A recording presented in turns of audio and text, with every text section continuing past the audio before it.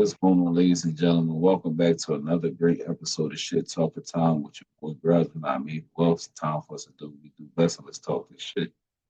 Must let me remind y'all that this episode is brought to y'all or sponsored by Heart and Stripes Clothing. Check them out, man. Heartandstripes.com. Clothes with a purpose, man. Nothing like spending money on something with a purpose. Time to dive in this new episode I got, man. I've been spending my day while I was at work, listening to this new interview that dropped with Matthew Cox, with Alfamega, which is some of you may not know is a former artist of Grand Hustle, also a former artist of Universal Records. So Alfamega came out years ago with one of my favorite gym songs, which is called Hurt. If anyone don't know what goes on in my headphones in the gym, 9 out of 10, my first song is either going to be OT Genesis Coco, Push It, and Hurt. Those are my three songs that really get me motivated once I'm getting into my workout. I kind of like to switch over to like a little Jeezy Gotti combo. But at the end of the day, that's my workout profession. But Alpha Mega has always been one of my favorite Atlanta artists. I mean, he was very unique, very good style. I definitely like the music that he was able to put out. The way that he went out the game, I really didn't appreciate it because he went out the game on some weird shit. Um, he said that T.I. publicly denounced him. I mean, if I can remember what happened, it was more like somebody was pushing the narrative that T.I. had a contract where he was asking his artists, did they ever tell on anybody? And Alpha Mega checked the box no, and then he ended up that he did. So he was dropped from the label immediately. Well, Alpha Mega has a different narrative that he's pushing. Now, as he tells his life story, the case where Alpha Mega actually did tell or cooperate was he was younger. Now, for people out here who run these platforms, I figure y'all should know this because I never heard no other story than that. I heard that he told before he was signed, any of that shit. He was a younger person, I mean, a teenager or some shit. When he told or cooperated or whatever happened or whatever. So he's sharing the details of what happened that actually got him the paperwork or whatever.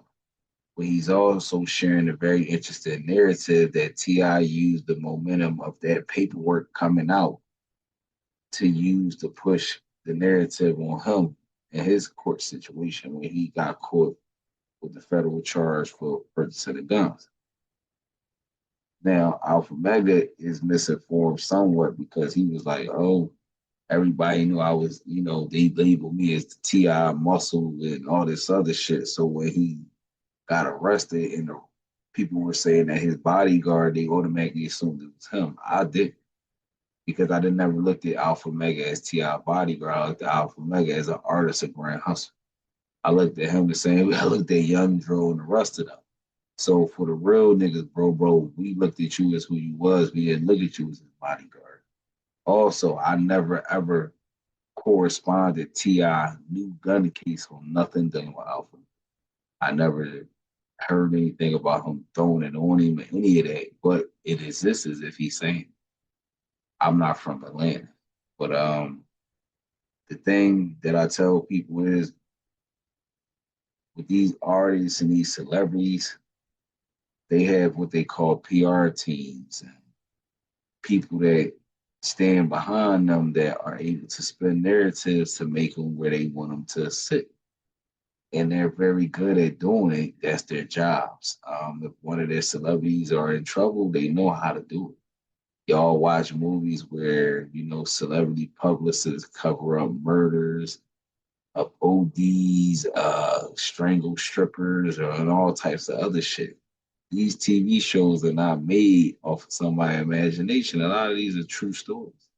They just can't tell you that because unless the person actually allowed them to tell their story and then they can label it and say, but they have to really get, permission from every party in it. Saying, okay, yeah, you can go make a movie or a mini doc or whatever about our story or whatever. So that's normally how it goes. But in his situation, is like I do agree, like he got caught with all these guns. He got a year and a day. Now all of a sudden, everybody looking at Alpha. Oh, Alpha Mega told that he got kicked off Grand Hustle. Yeah, it did seem like a smoke screen, but Alpha Mega, big bro, to the real niggas, it was not a big smoke screen like most people taking it and like you think it was because the real niggas seen through it. Beanie Siegel got on stage and said that shit, nigga. Silence alone get you 20 or something. I ain't saying Holmes told, but tell me something. He never had the answer. Never had an answer for Beans, never dissed him because he fucking knew better. So it was times where I wish you could have came forward at them times, and even now, you coming forward. This is really the best era of it now because people is looking for to eliminate the fake, as you see. I mean, Atlanta is already burning. See what I'm saying? So why not throw a little kerosene inside the gasoline? You know? But that interview with Alpha Mega, I definitely appreciate him coming forward telling this truth because if anybody out here thought that he told on T.I. or had anything to do with T.I. Gunner Russ, that's crazy, bro. And if T.I. did not rectify it and fix it and tell people he didn't, that's even crazier. But only a real nigga would have did that. Um, it is what it is, you know. This is the same dude that thought it was smart to get his bodyguard to show purchase guns. Come on, bro. You got too much money for that. Shit, Alpha Mega probably like, nigga, he could have came to me. I could have got you some straps. That's what I do. But you go to your square bodyguard as you thought, whatever the case may be. It's just like, man, that shit water under the bridge. He done did his time. He done did his little time. That shit is over with.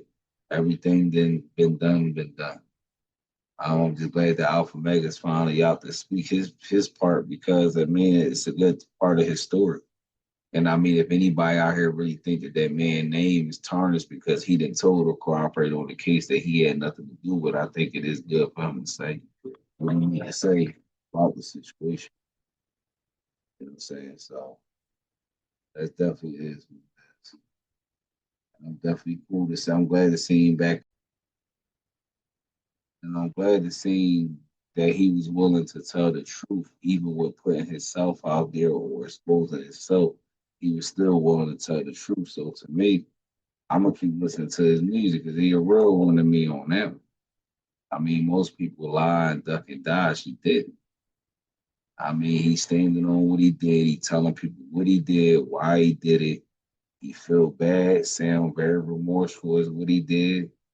And we at where we at now. But nah, I don't feel as that his situation should have been used to block what shit was really going on. But it is what it is, and that's the world that we live in right now. I mean, people condone this while it happens.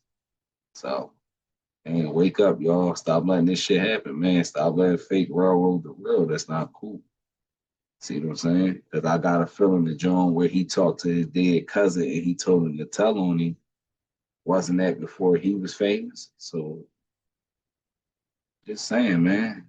I mean, I still have never known nobody talk to their dead homies and tell them to go tell them, but he was the first. It is what it is, though. I mean, get my ass up out of there, man. I just had to come bend your ear with that because it was another thing that came across. Like I said, I see so much daily, but certain things kind of compel me to get on here and speak my piece about it or how I feel about it. Definitely older shit because I was around when I was watching the shit. I just didn't know Alpha Mega was that old. That man said he went to go see Beat Street by himself. I was just born when Beat Street came out.